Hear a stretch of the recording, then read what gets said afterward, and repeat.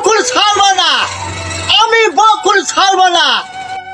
আজ শৈলই বাড়ি জবার সাথে সাবার রফিকুল সাহেব তার ডাইনাথ বাবা ছিল, তার সাথে গাছ না গাইয়ে খুল্লা তুক্তি গাছ না গাইয়ে তার সাবাল আছে সবুজ, সেই সবুজের ঘেরে এক্ষুনি খাওয়া দা তার রফিকুলের সহযোগী করি আমি গাছ এই চুক্তি লাগাই আইছি ঠিকই আছি। কালকে আমি গাছ লাগাই চিউনের কোর্টে বলিলাম তারা ভুল করিছে, কেন সবুজের নামটা দিতে হবে, সবগুলি নাম আছে। আর আমি বর্তমান শাদি বিয়ে ঘর বাড়ি সব আমার চাই। তাই আমি বাংলাদেশের তাল লাগাইলে উদ্যোগ নিছি। এবছর পাল্লানো অভাবে জ্বালাই, তাল লাগালে কি গুণ হয়, বজ্র লেই পায়। আজ সরকারের কর্মচারী এলাকার মানুষ তাল লাগাও। আর আমি কি বকুল গাছ লাগাতিস কেন, এই যে বাংলাদেশের 2 নম্বর ইউনিয়নের খুব অভাব ছিল, আর হাজার হাজার এই বকুল গাছ আমি পাইকে চাই থানায় আনিছি।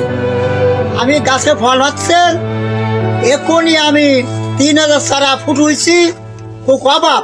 আমি এই বীরবনি বিক্রি করি, এলাচ বিক্রি করি, পরের জমি ভাগে করি, অল্প অল্প করিয়ে আমি একটু ঠিকই আছি।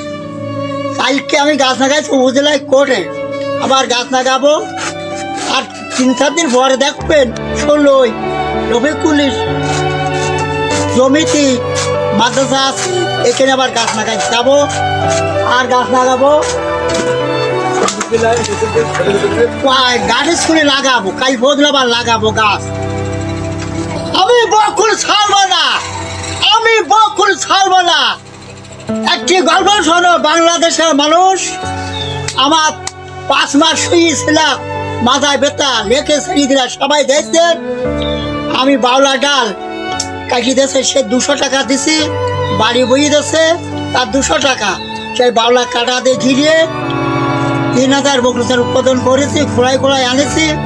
মোর মাল এসি করতেছে ওই গাছগুলো পালাগুলো বিক্রি করো 1000 টাকা। আমি বিক্রি করবো না, আমি মরিয়ে যাব। আমি বালা ডাল বেচবো না, বকুল ছাড়া সাপ্লাই খেয়ে যাব। জনগণ মানুষ করবে, সেদিক মরিয়ে গেছে তাও বকুল ছাড়া বানাই গেছে। এই বকুল লাগাও কেন, আজকে এই গাছটা খুব অপূর্ব গাছ, সবাই ভক্তি করে। বাংলাদেশ এই